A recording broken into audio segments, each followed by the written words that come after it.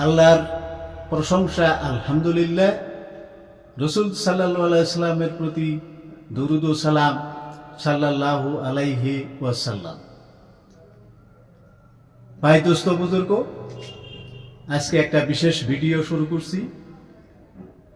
রোজা, সেহেরি, ইফতার, তারাবি। এই ভিডিওটি যদি আপনার ভালো লাগে তাহলে এটা শেয়ার করে দেবেন। শুনুন ভিডিওটি।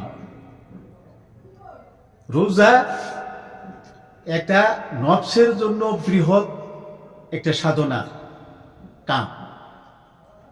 রোজা আল্লাহ তাআলা রসুলের উপরে আদেশ করছেন, রসুল রোজা পালন করছেন, সারা উম্মতের উপরে রোজা পালন করার আদেশ দিছেন। তাই এই রোজা আমরা পালন করতেছি এক একজন একক নিয়মে, এককভাবে রোজা পালন করতেছি। তাহলে সহি শুদ্ধ নিয়ম যেটা, সেটা সংক্ষিপ্ত কিছু বলছি, আপনি দয়া করে শুনুন। রোজা একটা সাধনা, নিজের ভিতরে নফস আমমারাকে দমন করা, একে পরাজয় করা, ধ্বংস করে দেওয়ার প্রকৃত সাধনা হলো রোজা। তাই এই রোজা আল্লাহ রসুল কিভাবে থাকছেন, পালন করছেন, আমরাও রসুলের মতো করে সেভাবেই রোজা পালন করব। রসুল সাল্লাল্লাহু আলাইহি সাল্লাম উনি সেহরি খাইতেন, সংক্ষিপ্ত খুরমা ও খেজুর। উনি উদর পুরা করে, পেট ভরে আজীবনে উনি আহার করেন নাই। এই সংক্ষিপ্ত আহার করে উনি রোজা পালন করছেন। তাই আমরাও রসুলের মতো করে রোজা পালন করি। উনি সংক্ষিপ্ত আহার করলেন, সামান্য খেজুর আর খুরমা। আর আমরা রোজা পালন করতেছি, সেক্ষেত্রে আমরা যেটা সেহেরি খাইতেছি, এই সেহেরি যে আমরা খাইতেছি, মাছ ভাত, মাংস ভাত, গাখির ভাত, ডিম ভাত, বিরিয়ানি, পোলোয়া, গাখির, মালভোগ কলা, এই সমস্ত ভালো আহার, ভালো খাদ্য, প্রচুর পরিমাণ ভিটামিন থাকা খাদ্য আমরা খেয়ে রোজা পালন করছি। ভাই দোস্ত বুজুর্গ, এভাবে তো নবী রোজা থাকে নাই, আমরা কেন সেভাবে থাকতেছি? আপনি প্রচুর পরিমাণ ভিটামিন থাকা আহার যত খাবেন, আপনার শরীরে তত ভিটামিন বেড়ে যাবে, আপনার নফস আম্মারা তত বেড়ে যাবে। আপনি কোনো মতোই, কোনো সাধনাতেই আপনার এই নফস আম্মারাকে পরাজয় করতে পারবেন না। তাই নফস আম্মারাকে পরাজয় করার জন্যই আল্লাহ তাআলা এই রোজা নাজিল করে দিয়েছেন। তাহলে নফস আম্মারাকে দূরীভূত করার জন্য, পরাজয় করার জন্য আপনি সংক্ষিপ্ত আহার করেন, সামান্য কিছু, আপনার জীবাত্মাটাকে ধ্বংস না করে উনাকে কোনো রকম ভাবে বাঁচিয়ে রাখার জন্য আপনি সামান্য কিছু আহার করেন। তাহলে এই যে আল্লাহ রসুল যেভাবে রোজা থাকছে, আপনার রোজাটা সেভাবেই হবে। এবার ইফতারের মধ্যে আসি। ইফতার কেমন সময় আপনি ইফতারটা করবেন? আল্লাহ বলছে, সূর্য পশ্চিম দিকে যখন হেলিয়া যাবে, পূর্ব আকাশে একটা লাল গোলাপি রং আসবে। আর এই লাল গোলাপি রংটা যখন শেষ হয়ে যাবে, তখন একটা ঘন আন্ধার চলে আসবে।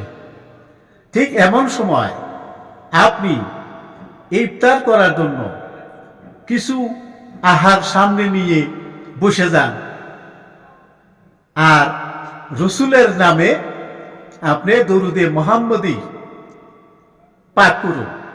3 বার, 5 বার, 7 বার, 21 বার, আপনি যত পারেন। আপনি জীবনভর যদি কিছু গুনাহ করছেন, এই যে রোজা রাখছেন, রোজা থাকিয়া আল্লাহর কাছে খাস দিলে অন্তর দিয়া তওবা করুন। আল্লাহ বলছে, কোনো বান্দা রোজা থেকে যদি আমার দরবারে গুনাহ মাফ চায়, তওবা করে, তাইলে আমি তখনই তাকে মাফ করে দেই তার গুনাহ সমূহ, কোনো গুনাই থাকবে না আপনার।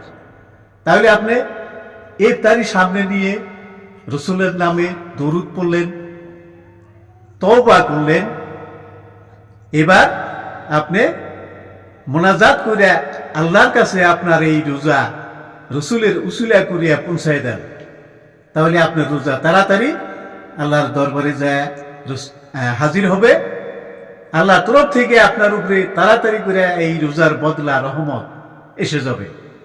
আপনি যখন রোজার বদলা পাবেন, আল্লাহর রহমত পাবেন, তখন আপনি দিনভর যে কষ্ট করছেন, কষ্টের পরিবর্তে আপনার স্বাস্থ্যের বা শরীরের যদি কোনো হানি হয়েছে, তাহলে রহমতটা আসার সাথে সাথেই আপনার শরীরের সুন্দর একটা চেহারা, নূরের একটা চেহারা এসে যাবে, আপনার মনে রোজার প্রতি একটা আনন্দ এসে যাবে।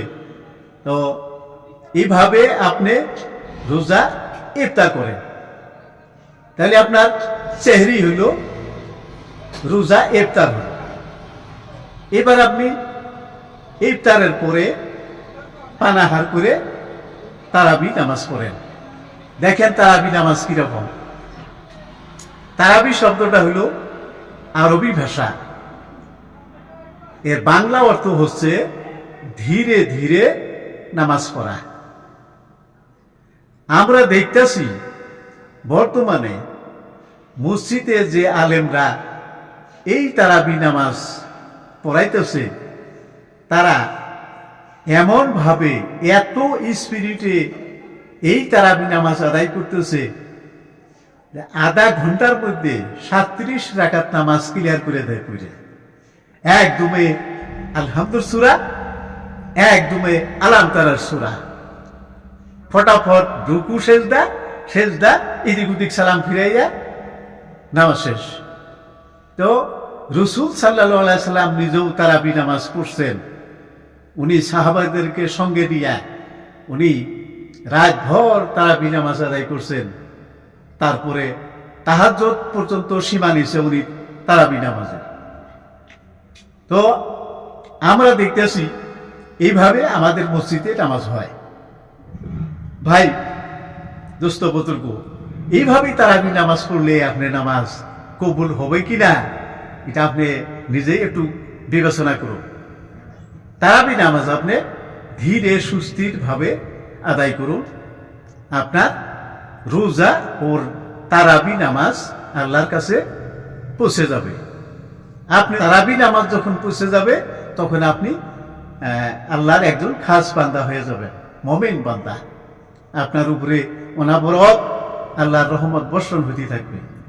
ভাই আরেকটা কথা, তারাবি নামাজ রোজা আল্লাহ দিল রসুলকে, রসুল নিয়ে এসে সারা উম্মতকে এই নামাজের আর এই রোজার আদেশ দিলেন। এবার এই যে রোজা থাকলাম, ইফতার করলাম, এর মধ্যে রসুলের কোনো কিছুই নাই। দেখেন, যে রসুল রোজা নিয়ে আসলো তার নামে কিছুই ইবাদত হচ্ছে না। তাহলে এই যে আমি যে কথাটা বলছি যে ইফতারের সময় রসুলের নামে দুরূদ পড়ে নেন, এভাবে সেহেরি যখন খাবেন, খাওয়ার পর যখন আপনার ফজরের নামাজের সময় হবে, এর মাধ্যমে এই সময়খানি আপনি নবীর নামে মোরাকাবা করুন আর নবীর নামে দুরূদ পইরা নবীকে সালাম দেন। তাইলে এই যে আপনার রোজা, সেহেরি, ইফতারি, তারাবি, এই সব নবীর উসিলা করে আল্লাহ তাআলার দরবারে সুন্দরভাবে পৌঁছে যাবে। আপনি একজন আল্লাহর খাস বান্দা হবেন। আপনি সহিশুদ্ধভাবে রোজা রাখুন, ইফতার করুন, সেহরি খান, তারাবি পড়েন। রোজার মধ্যে আরো কিছু রহস্যময় কিছু কথা আছে। আপনি কি বয়াত পড়ছেন? যদি বয়াত পড়ে থাকেন তাহলে তো বলতেই হবে, তাহলে বলবো আপনাকে। আর যদি বয়াত পড়ুন নাই, তাহলে বয়াত পড়ে আসুন, তারপরে এই রোজার আসল অর্থ কি সেটা জেনে নেন।